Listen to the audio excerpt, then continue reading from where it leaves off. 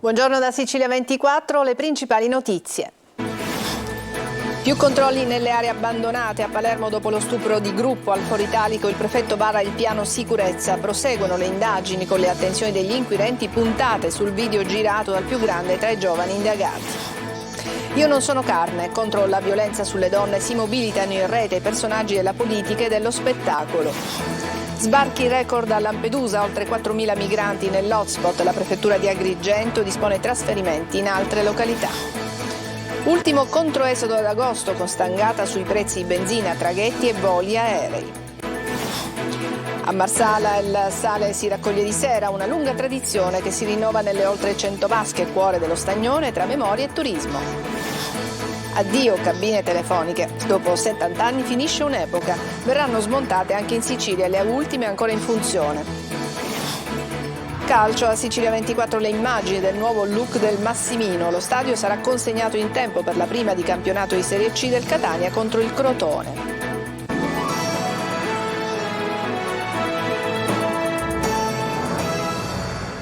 Bentrovati a Sicilia 24. A Palermo si continua ad indagare sulla violenza di gruppo al Foro Italico, mentre il prefetto ha disposto più controlli nelle aree abbandonate della città, ma dice serve un cambio culturale partendo già dalle scuole. C'è una mentalità maschilista che deve essere eradicata.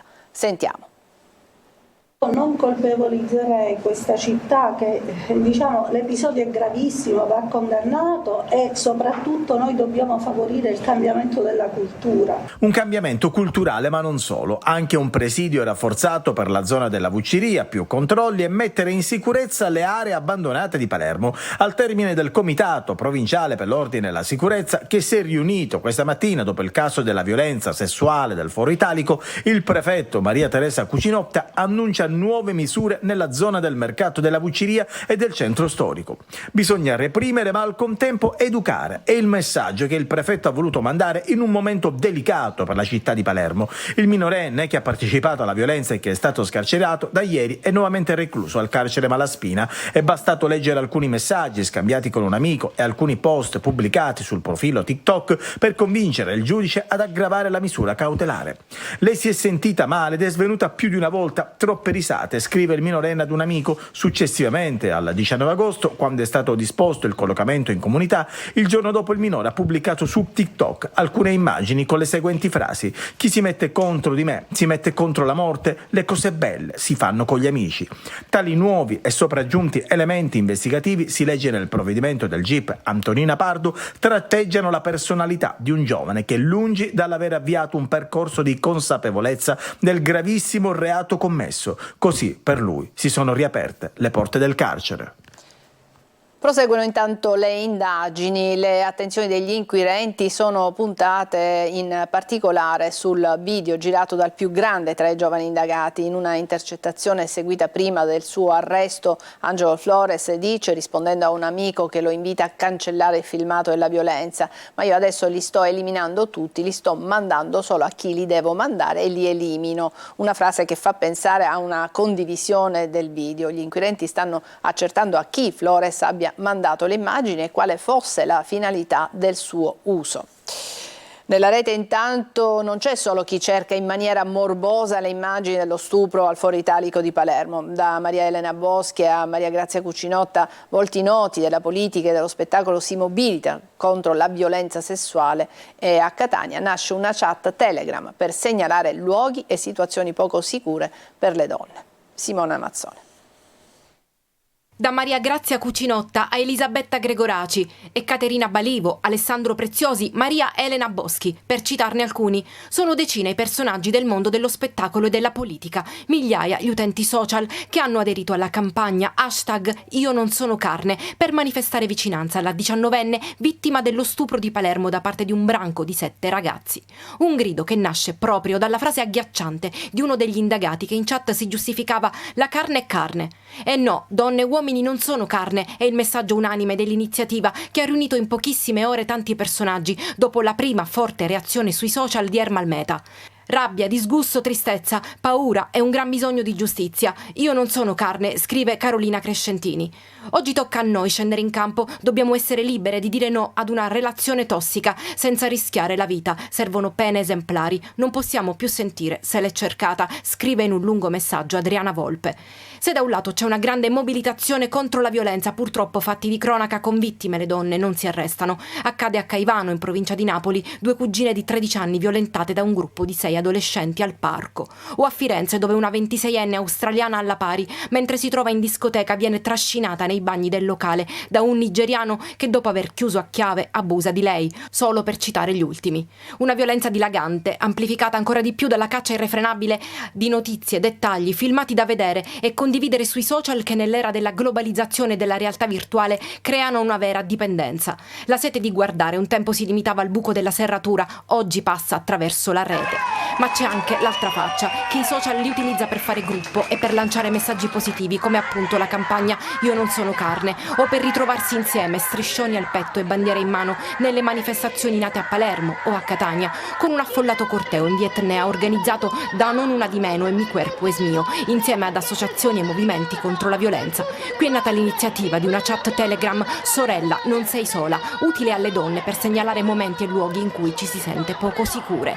Non Una di Meno si riunisce a Catania nella sede del consultorio Mi Cuerpo Es Mio in via Gallo 1 tutti i giovedì alle 19. Basta paura, dicono, è ora di trasformare la rabbia in forza collettiva. Sbarchi senza sosta a Lampedusa, sono quasi 4.000 i migranti nell'hotspot, un record per numero di soccorsi e per totale di migranti approdati, mai raggiunto prima sulla più grande delle isole Pelagie, dove dalla mezzanotte ad adesso ci sono già stati altri 17 sbarchi con altre 519 persone. La prefettura di Agrigento ha già disposto per metà mattinata l'imbarco di 740 migranti sul traghetto di linea Galaxy che giungerà in serata a Porto Empedocle.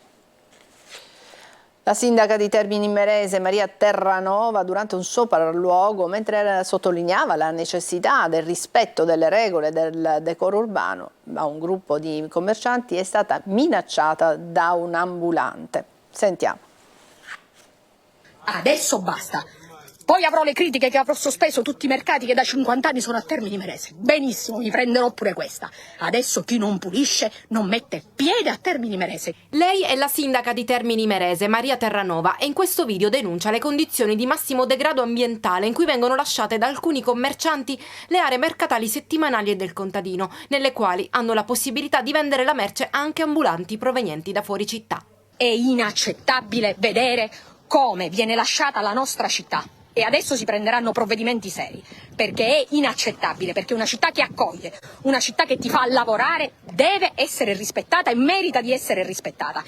Una bacchettata che evidentemente non è piaciuta a qualcuno. Il giorno dopo aver postato il video su Facebook, la sindaca è stata minacciata, come lei stessa, nell'epoca in cui anche le denunce sono social, racconta sul suo profilo. Durante un giro ispettivo, mentre sottolineava la necessità del rispetto delle regole e del decoro urbano a un gruppo di commercianti, uno di loro, racconta la Terranova, le avrebbe detto «ti vegno a cerco e ti scippo a testa». In questa frase c'è violenza, ottusità, prepotenza e squallore, commenta la sindaca, che definisce quell'atteggiamento tipico di chi pensa di poter sputare in faccia agli altri e di farlo impunemente. Il commerciante si è beccato una denuncia da parte della Terranova, alla quale è arrivata la solidarietà da buona parte del mondo politico e istituzionale. Il presidente siciliano Schifani le ha telefonato, dando il proprio sostegno e quello della giunta all'azione di affermazione dei valori di legalità e di rispetto delle regole.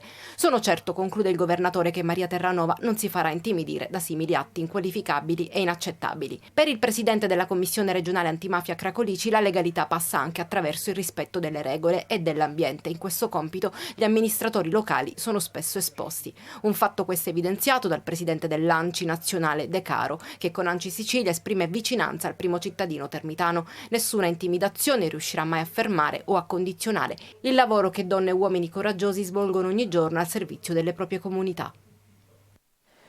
Il professore Fabio Fatuzzo è il nuovo commissario straordinario unico per la depurazione. Lo stabilisce un decreto del Presidente del Consiglio che formalizza la nomina decisa dal Ministro degli Affari Europei Raffaele Fitto di concerto con il Ministro dell'Ambiente Gilberto Pichetto. I nuovi subcommissari saranno Salvatore Cordaro e Antonino Daffinà. Sorpreso il Presidente della Regione Renato Schifani, si è passati, dice, dal professore Gino Giugni, ordinario di Ingegneria Idraulica, a un ex parlamentare. Perplessa anche la Lega. La replica di Fratelli d'Italia, che invece è soddisfatta per la nomina, non ci sembra che negli ultimi 6 anni illustri docenti universitari abbiano raggiunto obiettivi e tempistiche prefissate. E adesso parliamo del controesodo in atto, è l'ultimo di agosto, sulle strade siciliane il traffico è più intenso, ci sono dei rallentamenti agli imbarcaderi, ma tutto sommato sul rientro pesa soprattutto il caro prezzi della benzina per chi si sposta in aereo, e poi è un vero salasso. Francesco Triolo. È l'estate del caro prezzi, quella che sta per concludersi in questo weekend. 11 milioni gli italiani in strada nel fine settimana, secondo ANAS, che hanno dovuto fare i conti con l'aumento anche del costo della benzina e di tutti i mezzi di trasporto. A fare i conti in tasca agli italiani ci ha pensato Assoutentica, ha evidenziato come chi rientrerà in auto troverà la benzina self-service in autostrada ben oltre i 2 euro al litro, con punte fino a quasi 2,8 sulla 21 Torino-Piacenza per la benzina servita.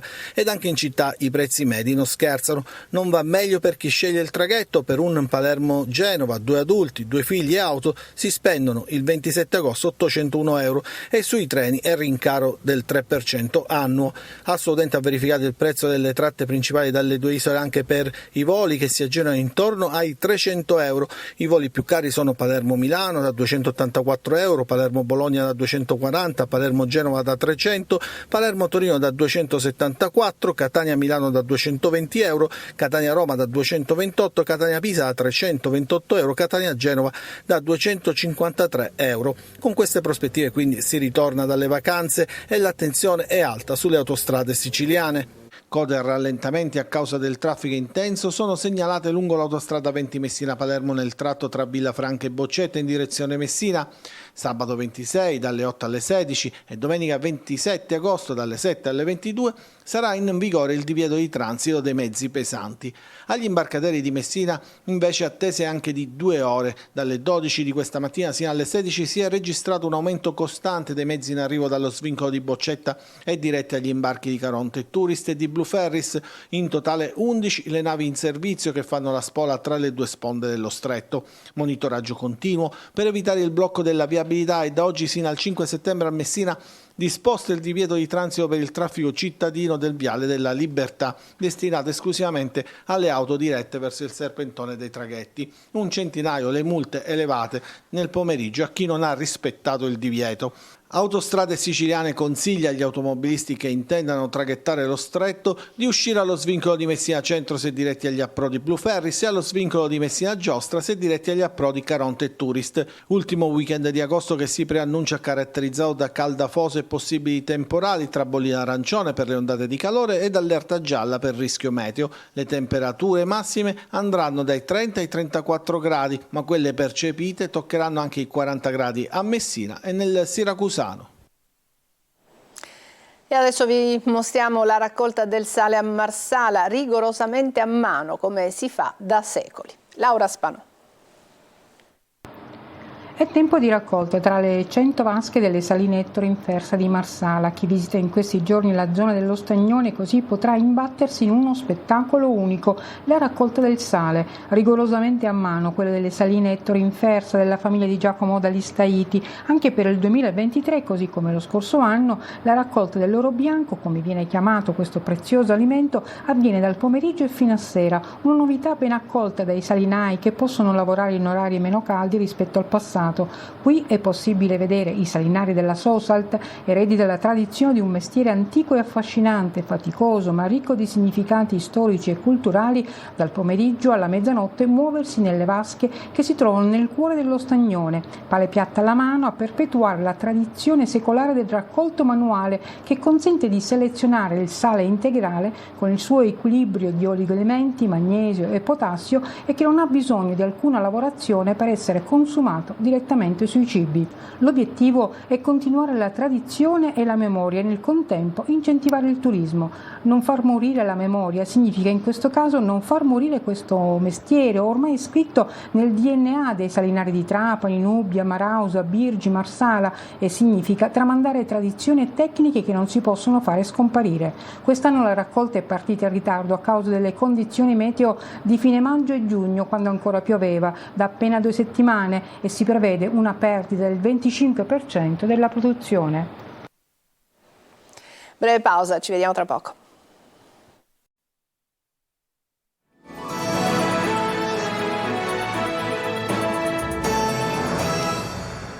Eccoci alla seconda parte di Sicilia 24 che apriamo con la notizia di un incidente. Una donna statunitense di 82 anni è morta al pronto soccorso dell'ospedale San Vincenzo di Taormina per le conseguenze di un incidente stradale che è avvenuto ieri pomeriggio in piazza Cacciola. La donna, che è sposata con un uomo di Taormina, era a bordo di una Fiat 600 guidata dal marito quando l'uomo ha perso il controllo del mezzo, finendo contro 3 auto in sosta. Trasportati entrambi in codice rosso in ospedale, l'uomo ha riportato solo fratture, la donna invece è morta per i numerosi traumi. Il PM di turno ha disposto il sequestro del veicolo e della salma, che sarà sottoposta ad esame autoptico nei prossimi giorni. E adesso parliamo delle cabine telefoniche. Le ultime rimaste in città saranno rimosse anche in Sicilia entro i prossimi giorni. È la fine di un'epoca lunga, oltre 70 anni, fatta di gettoni, code, corse per prendere la cornetta, telefonate ai fidanzati o ai genitori. E c'è già chi le ricorda con tanta nostalgia. Eva Spampinato. Severino, sono io, sono arrivato in città, sei contento? Era la super classica delle telefonate, quella che non poteva mancare nel repertorio degli italiani dal 1952, anno in cui fu installata la prima cabina telefonica, fino alla fine degli anni 90, quando i telefonini cellulari presero il sopravvento su quelli fissi. Da allora ad oggi la cabina telefonica ha cambiato forma, colore, cornetta, tasti, passando dalla manovella ai bottoncini digitali, ma non la sostanza romantica dell'ultimo residuo tecnologico del Novecento, attraverso il quale sono passati sogni, appuntamenti, ricordi, amori e che da domani verrà definitivamente mandata in soffitta. Ci siamo nati, ci siamo cresciuti, le prime telefonate alle prime fidanzatine, alla mamma, sono arrivato a casa. E se gli over 40 hanno molti ricordi legati a questo strumento di comunicazione, i più giovani fanno fatica anche a ricordarne il nome. Cos'è quella? Postazione sarà dismessa?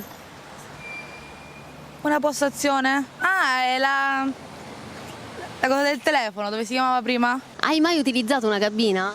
Onestamente no. Non si poteva uscire di casa senza i gettoni. E se non avevi monetine in tasca, le chiedevi agli amici.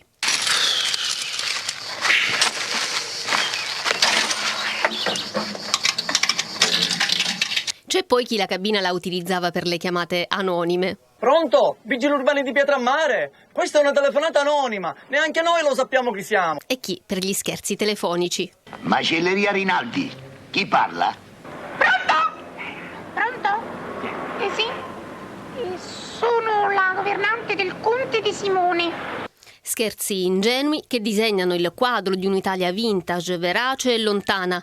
Gli scherzi telefonici dei ragazzi di oggi purtroppo hanno il sapore amaro del sexting, del revenge porn, della violenza verbale e visiva. Ancora una breve pausa, tra poco.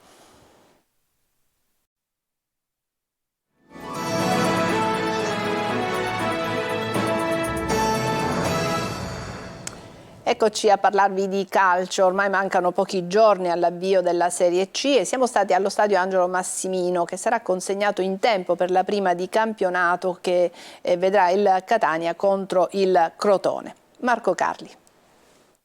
Il colpo d'occhio del Massimino, una settimana dal via del campionato, una corsa contro il tempo, le tappe bruciate per consegnare lo stadio non nel febbraio del 2024 come previsto, ma prima dell'esordio del Catania in Serie C. Gli interventi sul manto erboso, rasato per consentire all'erba di respirare meglio e avere un green dal colore uniforme in seguito. La nuova pista d'atletica rigenerata e poi i seggiolini in tutto lo stadio, questi quelli della tribuna VIP, l'illuminazione e i posti recuperati per gli spettatori con i lavori che hanno ridotto lo spazio per il settore ospiti. interventi. I settori essenziali consegnati 6 mesi prima è sicuramente un miracolo. E più tanti altri lavori silenziosi sull'antincendio, sull'impianto idrico, uno step che parte dall'ultima partita con il Sorrento, ahimè, la brutta partita con il Sorrento, sino ad oggi, quindi davvero poco tempo, e in poco tempo sono stati conclusi tanti progetti in tanti settori.